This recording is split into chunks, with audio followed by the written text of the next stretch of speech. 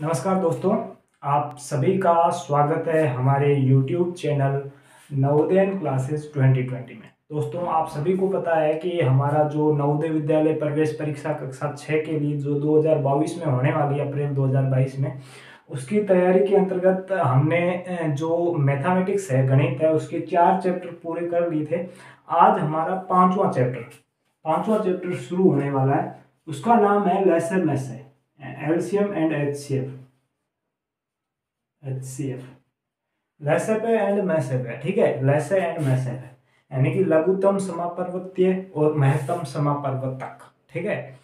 अब आपको अगर इसका फुल फॉर्म देखें तो क्या होगा कि लोअर कॉमन मल्टीप्लाई, ठीक है, मल्टीपल्स और हाईएस्ट कॉमन फैक्टर, ठीक है। Smallest common multiply and highest common factors, ठीक है, एलसीएम एंड एचसीएफ। अब इस चैप्टर में आप सभी को पता है, नाम के हिसाब से हमें दो टर्म पढ़ने हैं, एक एलसीएम को पढ़ना है, एक एचसीएफ को पढ़ना है। इससे संबंधित इसको कैसे, सबसे पहले तो इसको कैसे निकालेंगे, एलसीएम कैसे निकालते हैं, एचसीएफ कैसे निकालते हैं, इनसे संबंधित नवोदय विद्यालय में किस हिसाब से प्रश्न आते हैं वो भी आगे करेंगे। लेकिन इन दोनों को पढ़ने से पहले हमें दो टर्म जो बहुत ही महत्वपूर्ण है, उनको बिना सीखे हम इस चैप्टर को नहीं कर सकते। तो वो दोनों फैक्टर कौन कौन से है, वो मैं आपको, दोनों टॉपिक कौन कौन से है, एक तो है फैक्टर, ठीक है, गुणनखंड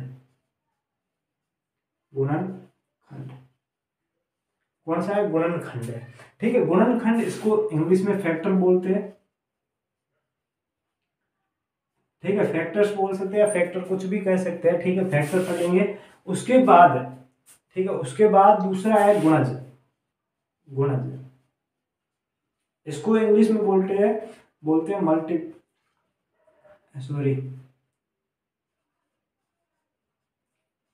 मल्टीपल्स, ठीक है, मल्टीपल्स, फैक्टर्स एंड मल्टीपल्स को देखेंगे।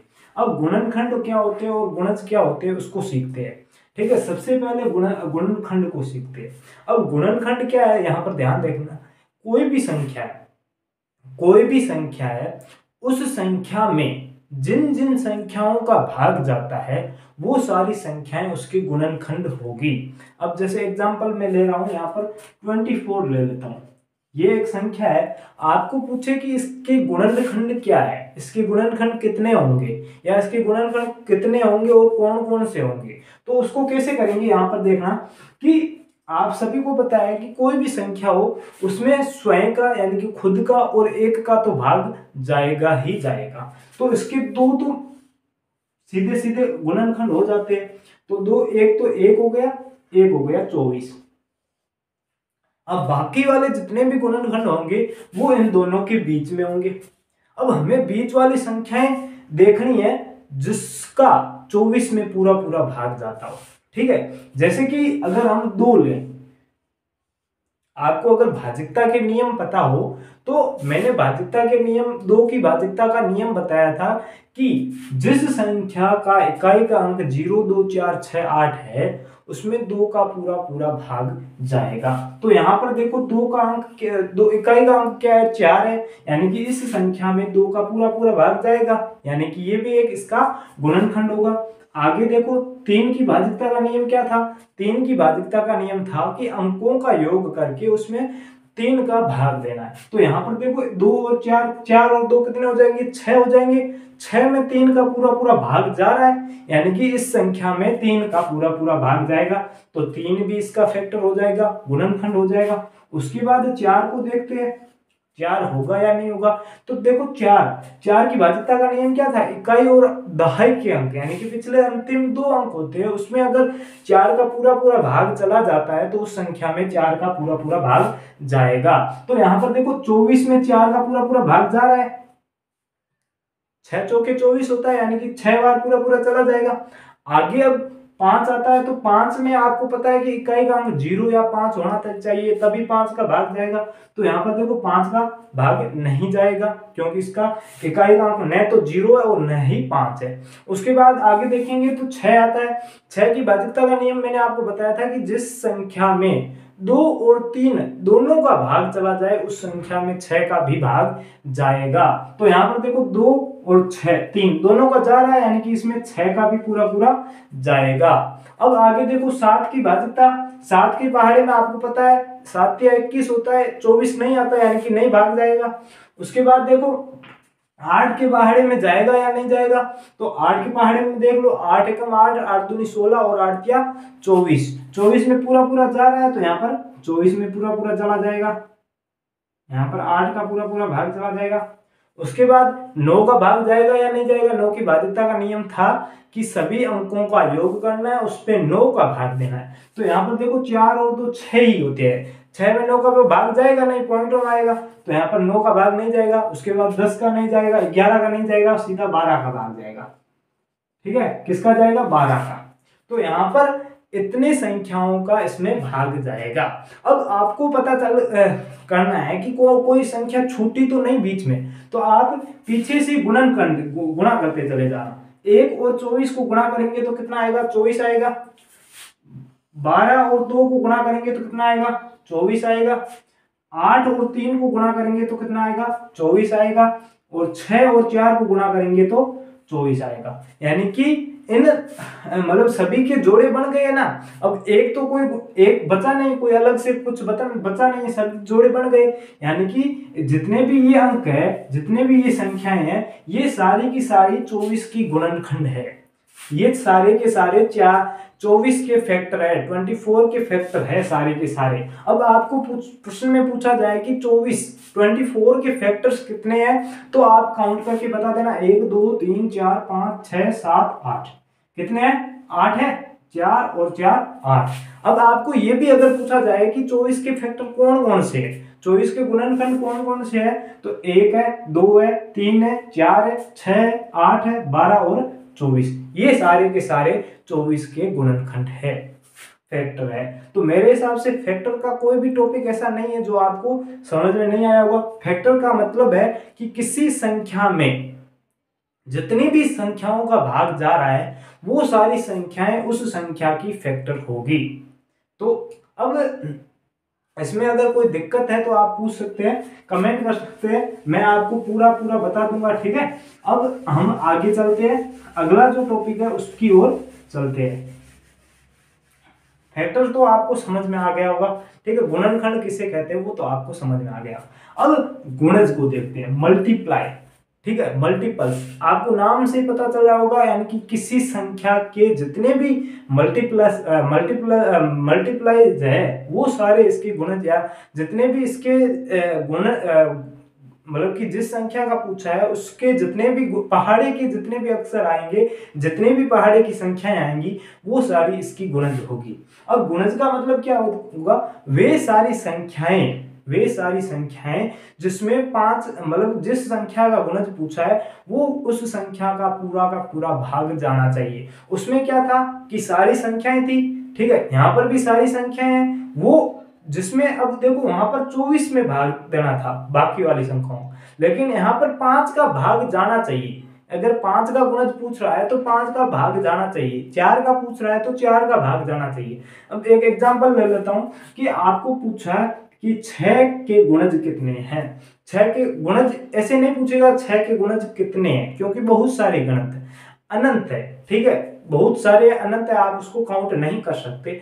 आपको प्रश्न में ये पूछ सकता है कि 6 के पहले 5 गुणजों का योग क्या होगा, या 6 के प्रथम 5 गुणज कौन कौन से, ये पूछ सकता है। ठीक है, तो आपको अब देखो पहले अगर हम 6 के गुणज 5 पता करें तो आपको पता होगा कि 6 आ गया। अब यहाँ पर 6 का पहाड़ा आपको लिखना है। जो भी टेबल जिसका भी आपको गुणज मल्टीपल्स पूछे उसकी आपको टेबल्स लिख लेनी है। सिंपल भाषा में कहूं तो टेबल्स ही आपके मल्टीपल्स होंगे, गुणज होंगे।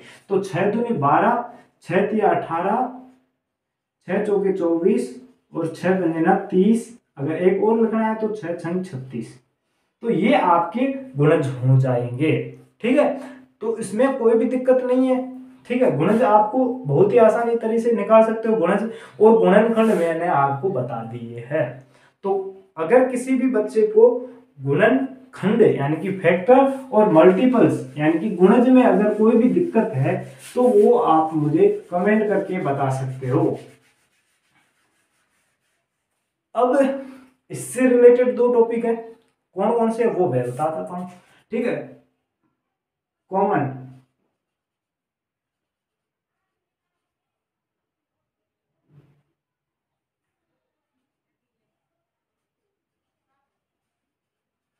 कॉमन फैक्टर एंड कॉमन,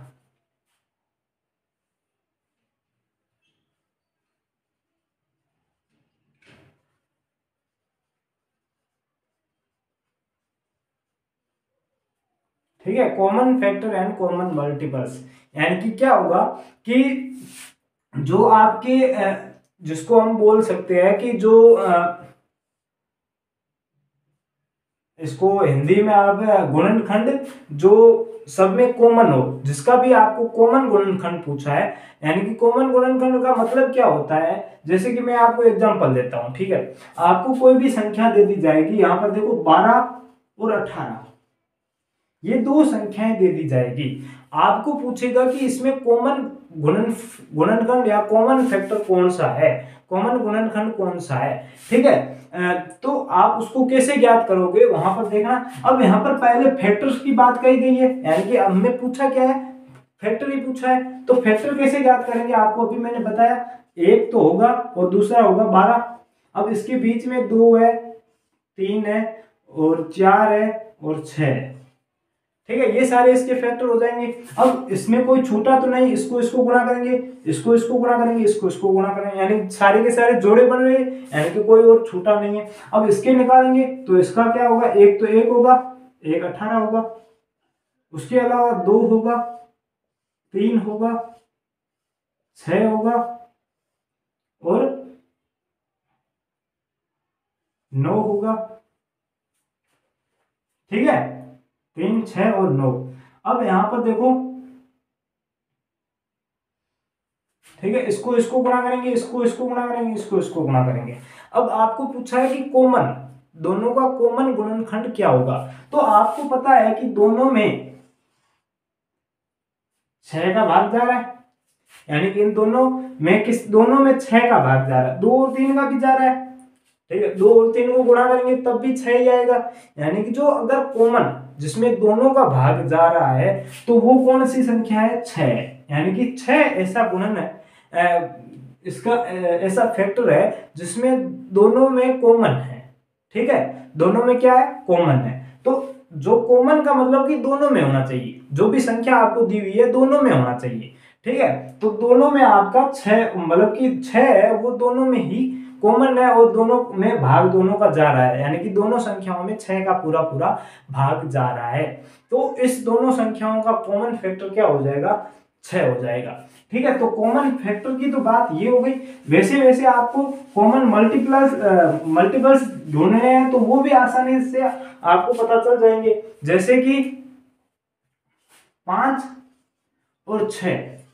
अगर आपको पूछे कि 5 और 6 में सबसे छोटा जो कॉमन मल्टीपल्स होगा वो कौन सा होगा, यानी कि 5 और 6 दोनों का मल्टीपल्स जो दोनों में कॉमन हो, दोनों में आता हो, तो वो कौन सा होगा। तो आप उसको अगर आसानी से ज्ञात करना चाहते हैं तो दोनों को गुणा कर लो, लेकिन कई बार क्या होता है कि जो गुणा होती है उससे भी छोटा होता है। अब यहाँ पर देखो कि 5 के कौन कौन से होते हैं, तो 10 15 20 25 30, ठीक है, ये 5 का ही हो गए। 6 के कौन कौन से होते हैं, 12 18 24 30। अब दोनों में जो कॉमन कौन सा है, दोनों में कौन सा आ रहा है, 30 है, वो दोनों में आ रहा है, बाकी वाले तो नहीं आ रहे। तो 5 और 6 के जो कॉमन मल्टीपल्स होगा 5 और 6 का, वो कौन सा होगा, 30 होगा, 30 होगा, वो दोनों का कॉमन मल्टीपल्स होगा, ठीक है, कॉमन मल्टीपल्स होगा। तो ये दोनों मतलब कि आपको समझ में आ गया ना कि पहले तो आपको जो फैक्टर एंड मल्टीपल्स समझाए वो भी, उसके बाद दोनों में कॉमन यानी कि दोनों में आना चाहिए, ठीक है, कॉमन वाला भी बता दिया, तो कॉमन वाला भी आपको समझ में आ गया होगा, ठीक है। जो अगला जो चैप्टर शुरू होने वाला है एलसीएम एंड एचसीएफ। तो उसमें सबसे पहले एलसीएम को पढ़ेंगे, उसके बाद एचसीएफ को पढ़ेंगे और उसके बाद उसके सारे क्वेश्चन को सोल्व करेंगे। तो आपको जो भी अभी पढ़ा है 4 टॉपिक, मतलब पहला फैक्टर यानी कि गुणनखंड और मल्टीपल्स, गुणज, common factor and common multiples, इसके जितने भी प्रश्न है वो मैं आपको बता दूंगा। वो आपको जो आप हमारा व्हाट्सएप ग्रुप है, जो जिसकी अगर कोई नए स्टूडेंट है तो आप पहले चैनल को सब्सक्राइब कर देना। नीचे जो आपकी डिस्क्रिप्शन होती है उसमें आपको व्हाट्सएप ग्रुप का और टेलीग्राम ग्रुप दोनों का लिंक मिल जाएगा। तो दोनों में आपका ये लिंक जो भी प्रश्न होंगे, जो भी टेस्ट होगा, इन जो भी टॉपिक पढ़े हैं 4 इन पर प्रश्न होंगे, वो आपको वहां पर मिल जाएंगे। ठीक है, तो उसका लिंक आ जाएगा, वो आप प्रश्न वहां से देख टेस्ट दे देना और जितने भी नंबर आए वो आप हमें, जो भी आप व्हाट्सएप ग्रुप में जुड़े हैं तो व्हाट्सएप ग्रुप के अंदर, और अगर टेलीग्राम ग्रुप में जुड़े हैं तो टेलीग्राम ग्रुप के अंदर बता देंगे। ठीक है, व्हाट्सएप ग्रुप के अंतर्गत आपको फायदा ये होगा कि आपके जो भी जितना भी मटेरियल है, छोटा बड़ा जितना भी टेस्ट वगैरह, ठीक है, जो भी नोट्स वगैरह वो वहाँ पर मिल जाएंगे। टेलीग्राम ग्रुप का फायदा ये है कि जो भी नोट्स है वो तो आएंगे, लेकिन आपको वहाँ पर क्यूज होती है, क्यूज। ठीक है, मैं क्यूज डालता रहता हूँ। ठीक है, दिन में 3-4 प्रश्न डालता रहता हूँ, तो वो आपको बहुत फायदेमंद रहेंगे, तो वहां पर भी ज्वाइन हो जाना। ठीक है, तो आज के लिए इतना ही। धन्यवाद। जय हिंद, जय भारत, वंदे मातरम।